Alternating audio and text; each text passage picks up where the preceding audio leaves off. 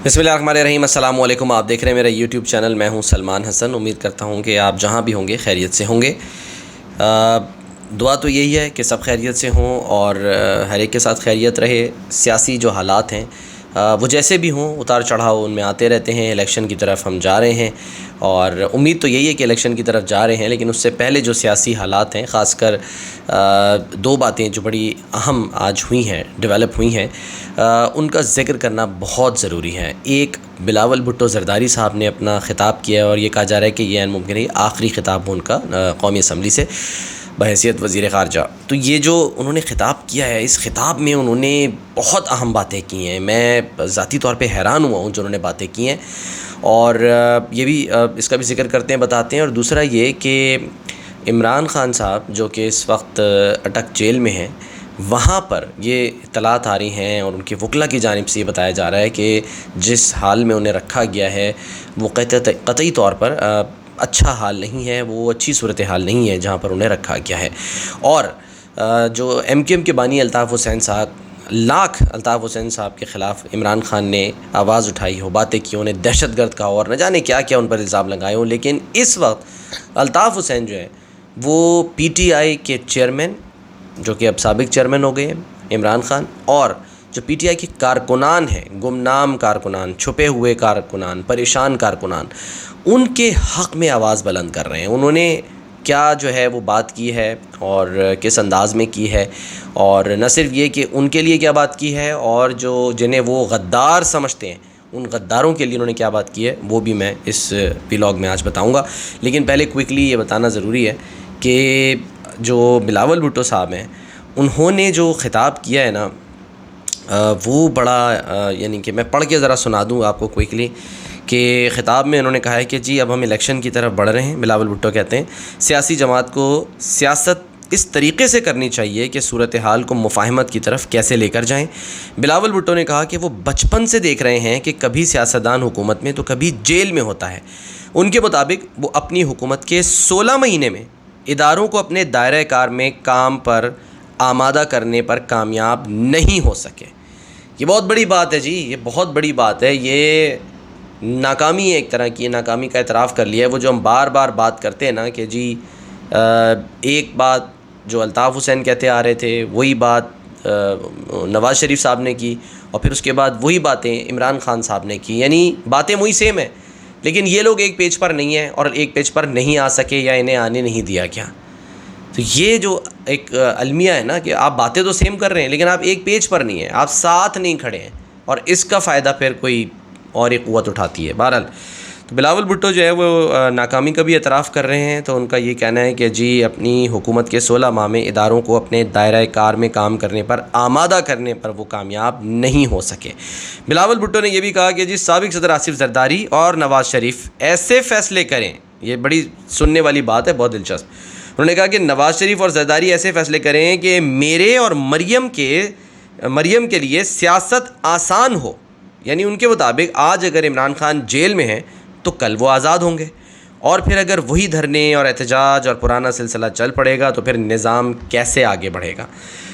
बिलावल ने यह भी कहा कि जब सियासत को आगे दुश्मनी और वो भी ज़ाती दुश्मनी तक ले जाया जाए तो इसका नुकसान रियासत को और सब को होता है। बिलावल भुट्टो ने कहा कि लगता है हमारे बड़ों ने, ये बड़ी गौर तलब बात है, बिलावल भुट्टो कहते हैं कि लगता है हमारे बड़ों ने ये फ़ैसला किया है कि जैसे उन्होंने 30 साल तक सियासत भुगती है, अब मरियम और मैं भी ऐसी ही सियासत करें। उनके मुताबिक ये सियासत देखते देखते अब नौजवान तंग आ चुके हैं और अब वो ना हम पर भरोसा करते हैं और ना किसी और पर भरोसा करते हैं। अपना रवैया ऐसा करना होगा हमें कि जिससे 65% से ज़ायद नौजवान भरोसा कर सकें। बहुत इंपॉर्टेंट ख़िताब है। मैं कहता हूँ कि ये तो जनाब बिलावल भुट्टो साहब ने कहते ना देर आए दुरुस्त आए, तो उन्होंने ये दिल की बात की है उन नौजवानों के जो कि पिछले कुछ अरसे से कन्फ्यूजन का शिकार थे। यानी नौजवान जिन्हें ठीक है कि वो किसी एक लीडर को अपना रहनुमा, अपना मसीहा मानते हैं और ये समझते हैं कि जी वही उनको सही डायरेक्शन दिखाएगा। एक ऐसा रहनुमा जो उनको कभी लंदन का निज़ाम, कभी जो है वो अमेरिका का निज़ाम, कभी उन्हें چائنا کا سیٹ اپ، کبھی انہیں ملیشین جو ماڈل ہے وہ، کبھی ریاست مدینہ، تو کبھی سعودی عرب کا نظام، نہ جانے کون کون سے جو ہیں وہ ان کو چیزیں بتاتے رہے. کنفیوژن کا شکار بیسیکلی بات یہ ہے. ہم تو کہتے تھے بھائی آپ صرف ایک پاکستان کا نظام جو ہے نا اس کو بس ٹھیک کر لیں، فلاں ماڈل، یہ ماڈل، وہ ماڈل، وہ سارا گڑبڑ گھٹالا کر کے جو ہے نا وہ ایک عجیب سا، ایک سمجھ لیں ایک ملغوبہ سا بن گیا، سمجھ ہی نہیں آ رہا کنفیوژن. اور یہی وہ کنفیوژن تھا جس کا ذکر بلاول بھٹو جو ہے وہ اپنی آخری اسپیچ جو انہوں نے قومی اسمبلی میں کی ہے بحیثیت وزیر خارجہ، اس میں انہوں نے کہا ہے. یعنی انہوں نے ایک طرح سے نا یہ اپنے جو والد ہیں اور مریم نواز کے جو والد ہیں نواز شریف صاحب، ان کو کھری کھری سنا دیے ہیں. وہ کہتے ہیں نا کہ لتاڑ دیا ان کو. ان کا کہا ہے او بھائی خدا کے واسطے ہے آپ لوگ جو ہے نا سدھر جائیں، انسان بن جائیں. یعنی ایک روز پہلے بھی میں ایک پبلک نیوز پہ چینل پہ جب میں اپنے شو کر رہا تھا تو وہاں پر میں جو ایک سیاستدان سے ان سے میں سوال یہ کرنے کی کوشش کر رہا تھا، یہ پوچھا تھا کہ یہ آپ لوگ نا ایک دوسرے کے خلاف جب فیصلہ آتا ہے مٹھائیاں بانٹتے ہیں، الزامات لگاتے ہیں، ایک جیل جاتا ہے دوسرا خوش ہوتا ہے، وہ باہر آتا ہے تو پھر اس کو افسوس ہوتا ہے، اگلا دوبارہ جیل جاتا ہے تو وہ پچھلا والا خوش ہوتا ہے. یہ سیاستدان جو ہے نا یہی ایک دوسرے پہ الزام لگا رہے ہوتے ہیں، ایک دوسرے کی یہی جو ہے نا وہ فائلیں بڑھا کے آگے دے رہے ہوتے ہیں. فائلیں آتی کہیں اور سے ہیں لیکن بڑھاتے یہی ہیں آگے، ٹھیک ہے. اور پھر اس کے بعد جناب یہ بھگتتے ہیں. سوری، اس وقت عمران خان صاحب بھگت رہے ہیں. اللہ نہ کرے کہ جب وہ باہر آئیں، ان کا دور آئے، تو پھر جو یہ لوگ ہیں جو کہ ویسے تو اپنے گلے میں پھندا ڈال کر چلے گئے ہیں، ایسے قوانین انہوں نے پاس کروا دیے جاتے جاتے چشمے زدن میں آنن فانن، کہ یہ لوگ واقعی بھگتیں گے یہ لوگ. اور یہ میں نہیں کہہ رہا، یہ بہت سے لوگ کہہ رہے ہیں، یہ تجزیہ کار بھی کہہ رہے ہیں، یہ ایم کیو ایم کے جو بانی الطاف حسین وہ بھی کہہ رہے ہیں کہ یہ گلے کا پھندا ثابت ہوں گے یہ جو انہوں نے اس وقت بہت سارے جو قوانین جو ہیں وہ پاس کروائے ہیں اجلت میں. ٹھیک ہے، اچھا جی، فیصلے بھی اجلت میں ہو رہے ہیں، قوانین بھی اجلت میں پاس ہو رہے ہیں، اور پتہ نہیں کیا کیا اجلت میں ہو رہا ہے. عمران خان صاحب کے بارے میں کہا جا رہا ہے کہ جی وہ بہت ہی اس وقت ناگفتہ بے سچویشن ہے ان کی جہاں پر انہیں رکھا گیا ہے، کیونکہ جو ان کے وکیل ہیں نا انہوں نے بتایا ہے کہ ایک تو یہ کہ عمران خان نے اس بات کا مطالبہ کیا ہے، خواہش کا اظہار کیا کہ بشرا بیگم سے انہیں ملنے کی اجازت دی جائے، اور انہوں نے یہی کہا ہے کہ جی آئندہ جو بھی ظاہر کارروائی ہوگی وہ جو کور کمیٹی ہے پاکستان تحریک انصاف کی وہ کرے گی. اچھا جی، ان کے ایک وکیل ہیں عمران خان صاحب کے، نعیم حیدر پنجوتا، وہ پتہ نہیں میں پروننسیشن صحیح کر رہا ہوں، میرا خیال ہے صحیح ہوگا، نعیم حیدر ہم کہہ لیتے ہیں، کہ انہوں نے نا اٹک جیل میں عمران خان صاحب جو ہیں ان سے ملاقات کی. اور یہ جو ملاقات ہے ڈپٹی سپرنٹینڈنٹ کی موجودگی میں تقریباً بتایا جا رہا ہے 1 گھنٹہ 45 منٹ، یعنی پونے 2 گھنٹے کی یہ ملاقات تھی. کیونکہ انہوں نے کچھ ظاہر پیپر سائن کروانے تھے، وکالت نامے پہ دستخط کروانے تھے، اور وہ جو اور بھی دیگر جو پیپرز ہوتے ہیں اس پہ انہوں نے جو ہے وہ سائن کروانے تھے، تو پاور آف اٹرنی وغیرہ پہ. تو اس کے لیے وہ وہاں گئے، پونے 2 گھنٹے ملاقات ہوئی. تو باہر آئے تو انہوں نے باہر آ کے ایک میڈیا سے گفتگو بھی کی، اور انہوں نے اس میں یہی بتایا کہ جی عمران خان صاحب نے ان کو یہ خود بتایا کہ ایک تو انہوں نے مجھے سی کلاس میں رکھا ہوا ہے. اچھا، ایک بات ذہن میں رکھنی ہے، سمجھنے کی ضرورت ہے، وہ یہ کہ یہ جو اٹک جیل ہے نا اس میں اے اور بی یعنی بیٹر کلاس وہ تو ہے ہی نہیں، اس میں صرف سی کلاس ہے، یعنی کامن کلاس جو ہے. تو اس میں اے اور بی کلاس تو ہے ہی نہیں جس میں جو ہے وہ عمران خان صاحب کو اس وقت رکھا گیا ہے. لے جانا ان کو اڈیالہ تھا لیکن بہرحال رکھا فی الحال یہاں پہ گیا ہے اٹک میں. اچھا جی، اور انہوں نے بتایا عمران خان صاحب نے اپنے وکیل کو کہ جی چھوٹا سا چکی والا کمرہ مجھے دیا گیا ہے، اوپن واش روم دیا گیا ہے، جیسے وہ فلموں میں آپ نے دیکھا ہوگا کہ جی کمرے کے اندر ہی چھوٹا سا کموڈ لگا ہوتا ہے یا WC ہوتا ہے، بس آپ وہیں پہ جو ہے نا وہ فارغ ہو جائیں جو کرنا ہے. اور انہوں نے کہا کہ اگر مجھے ڈی کلاس میں رکھتے تو میں اس کے لیے بھی تیار ہوں، یعنی عمران خان نے کہا. میڈیا پر انہوں نے کہا عمران خان نے اپنے وکیل سے کہ جا کر بتاؤ کہ مر جاؤں گا لیکن غلامی قبول نہیں کروں گا، اور ساری زندگی بھی جیل میں گزارنی پڑی تو گزار لوں گا. اچھا، جو نعیم حیدر ہیں ان کے عمران خان کے وکیل، انہوں نے بتایا کہ مجھے اندھیرے کمرے میں رکھا ہوا ہے، یہاں نہ ٹی وی کی سہولت موجود ہے، نہ مجھے اخبار دیا جا رہا ہے، نہ کسی سے میرا کوئی رابطہ کرایا جا رہا ہے جیسے میں کوئی بہت بڑا دہشت گرد ہوں. انتہائی معذرت، میرا گلا ذرا خراب ہے.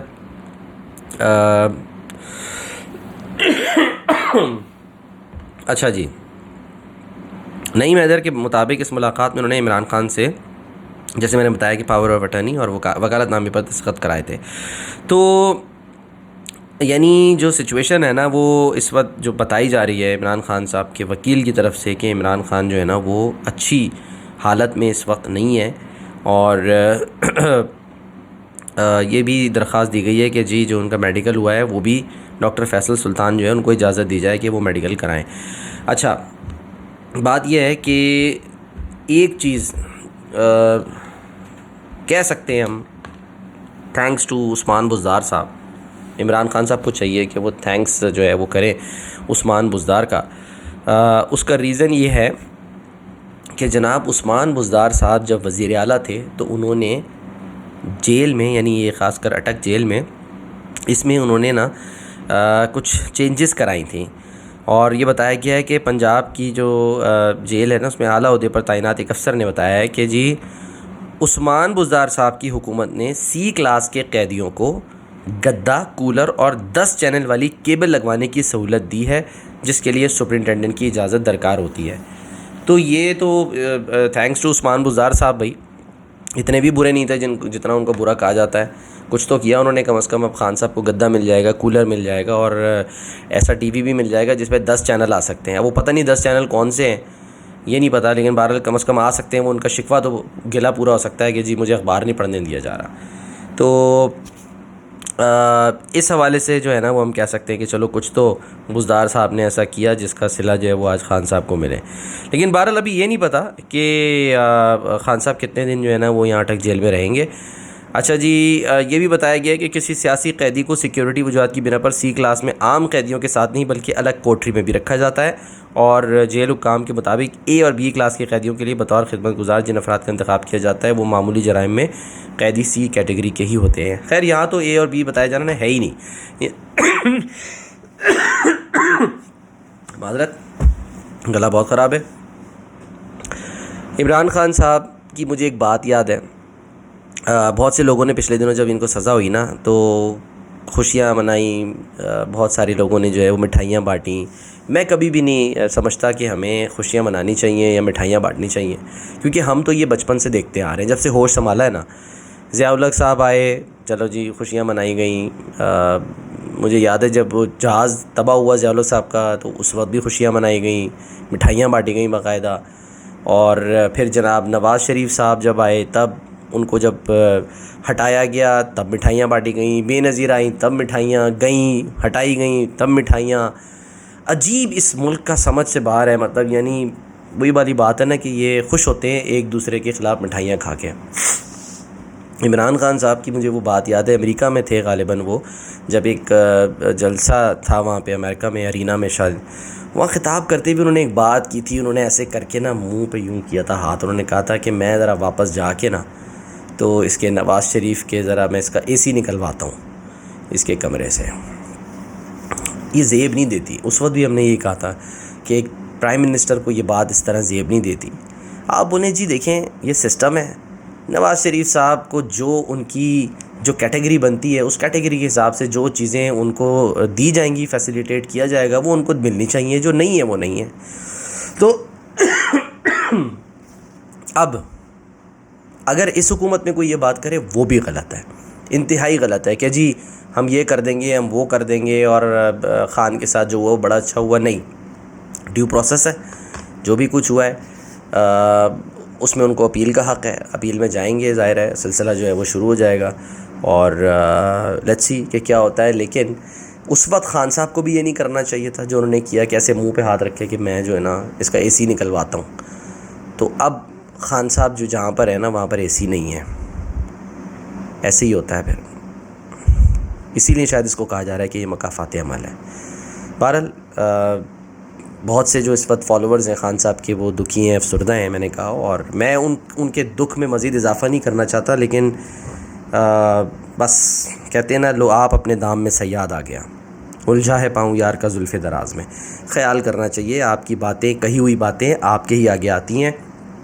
کوئکلی صرف میں ذرا یہ بتا دوں کہ جو الطاف حسین صاحب ہیں انہوں نے بھی ایگزیکٹلی یہی بات کی ہے, اور انہوں نے اپنے ٹویٹ میں یہ لکھا کہ جی تحریک انصاف کے چیئرمین عمران خان کی گزشتہ دنوں کی جانے والی گرفتاری پر پی ڈی ایم میں شامل جماعتیں بالخصوص پاکستان مسلم لیگ نون اور پیپلز پارٹی کے رہنما بشمول بلاول زرداری خوشی میں بغلیں بجا رہے ہیں اور مٹھائیاں تقسیم کر رہے ہیں۔ پی ڈی ایم کے یہ رہنما بڑے فخریہ انداز میں کہہ رہے ہیں کہ ڈسٹرکٹ اینڈ سیشن کورٹ کے جج ہمایوں دلاور نے بہت صحیح فیصلہ دیا، اور ساتھ ساتھ یہ بھی کہہ رہے ہیں کہ ابھی تو عمران خان کو صرف ایک ہی کیس میں سزا ہوئی ہے، ابھی تو کیسوں کا پورا پینڈورا باکس باقی ہے۔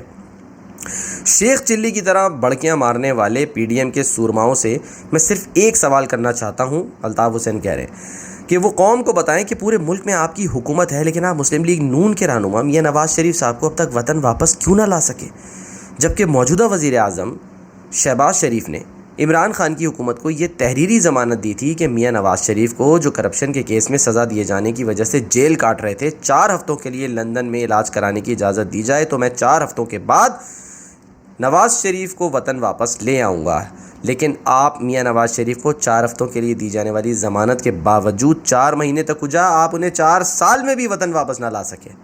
یہ الطاف حسین لکھ رہے ہیں۔ وزیر اعظم میاں شہباز شریف صاحب، آپ بار بار نواز شریف کی وطن واپسی نہ ہونے کی وجہ یہ بتا کر بہانے بناتے رہے کہ ابھی میاں صاحب کا لندن میں علاج مکمل نہیں ہوا۔ قوم کا ہر ذی شعور فرد اس امر سے بخوبی واقف ہے کہ میاں نواز شریف لندن سے کئی بار دیگر ممالک میں اپنے خاندان کے ساتھ سیر و تفریح کے لیے جاتے رہے ہیں۔ ویسے بھی ایک سزا یافتہ فرد کو بیرون ملک سے وطن واپس لانا آپ کی حکومت کی 100% ذمہ داری تھی، جس کی ادائیگی میں وزیر اعظم میاں شہباز شریف صاحب آپ ناکام رہے۔ معذرت۔ وزیر اعظم میاں شہباز شریف صاحب، آپ ذرا غور کریں کہ اگر عمران خان علاج کی غرض سے میاں نواز شریف صاحب کو لندن جانے کی اجازت نہ دیتے تو کیا آپ وزیر اعظم بن سکتے تھے؟ آپ یہ بھی غور کریں کہ جس عمران خان نے آپ کے بڑے بھائی میاں نواز شریف صاحب کو لندن جانے کی اجازت دی، آپ نے اپنے وزیر اعظم ہونے کے باوجود اسی عمران خان کو جیل میں ڈال دیا۔ واہ بھائی واہ، آپ نے احسان کرنے والے سابق وزیر اعظم کو احسان کا کیا خوب صلہ دیا۔ حضرت علی کا قول ہے کہ تم جس شخص پر احسان کرو اس کے شر سے بچو۔ تو جناب الطاف حسین صاحب جو ہے نا وہ بھی بیسیکلی اسی بات کی طرف اشارہ کر رہے ہیں۔ اچھا، ایک اور جو ٹویٹ کیا نا الطاف حسین صاحب نے، وہ بھی میں ذرا کوئکلی گوش گزار کر دوں آپ کے۔ انہوں نے بیسیکلی اس ٹویٹ میں نا یہ قوموں کے عروج و زوال کی بنیادی وجہ غداری ہے۔ قوموں کے عروج و زوال سے متعدد نمایاں وجوہات ہوتی ہیں، جن میں ایک بنیادی وجہ غداری کا عمل بھی ہوتا ہے۔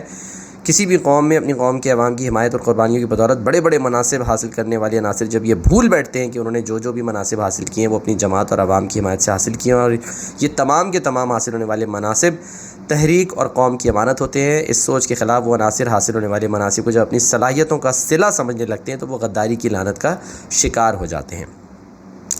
اچھا جی، اس کی انہوں نے تازہ مثال جو ہے وہ ایک دی۔ انہوں نے کہا کہ قوم کے غداروں نے حالیہ مردم شماری میں کراچی کی آبادی کو کم کیے جانے والے گھناؤنے اور متعصبانہ عمل کو جائز قرار دیتے ہوئے پی ڈی ایم کی حکومت کے تسلیم کردہ مردم شماری کے دھاندلی زدہ تناسب کے مسودے پر دستخط بھی کر ڈالے، اور کراچی کی آبادی کم ظاہر کرنے کے گھناؤنے عمل میں سہولت کاری والے یہ غدار عناصر قوم فروشی کے مکروہ عمل پر فخر کر کے عوام کے زخموں پر نمک پاشی بھی کر رہے ہیں۔ قوم کے ہر سچے وفا پرست فرد کو میری اس تحریر جو میں اپنے اس ٹویٹ کے ذریعے آپ تک پہنچا رہا ہوں، وہ اس تحریر کے ایک ایک لفظ اور ایک ایک جملے کو بار بار غور سے پڑھ کر اندازہ کریں کہ آج قوم کی جو شکستہ حالت ہے اور قوم جن مصائب اور مشکلات کا شکار ہے، اس میں قوم کے غداروں کا کتنا بڑا حصہ ہے۔ قوم کے ہر سچے وفا پرست اور ہمدرد فرد سے میری یہ پرزور اپیل ہے کہ وہ قوم کے ان ضمیر فروش غداروں کا مکمل سوشل بائیکاٹ کریں اور ماضی کی طرح اپنے بھرپور اتحاد کا مظاہرہ کریں۔ شکریہ، دعاؤں کا طالب آپ کا اپنا الطاف حسین، 7 اگست۔ پہلی دفعہ تو نہیں ہے کہ یہ انہوں نے بات کی ہے۔ میں بھی بڑا حیران تھا، بڑا سوچ رہا تھا کہ بہت شدت کے ساتھ مطالبہ آ رہا تھا جی، بہت شدت کے ساتھ کہ جی کراچی کی آبادی جو ہے وہ 3 کروڑ ہے، اس سے کم جو ہے وہ ہمیں گنا گیا ہے، سب کچھ ہے، اور پھر اچانک ایک دم ایک فیصلہ آتا ہے اور اس میں جناب علی سائن ہو جاتے ہیں، سب کچھ کلیئر، کھلی ولی ہو گیا جناب کے دیٹس اٹ۔ 2 کروڑ سے زیادہ ہے آبادی ہے، کوئی بات نہیں، کوئی مسئلہ نہیں ہے، 2 کروڑ 10 لاکھ یا جو بھی ہے، کچھ تو ہے جس کی پردہ داری ہے۔ اللہ حافظ۔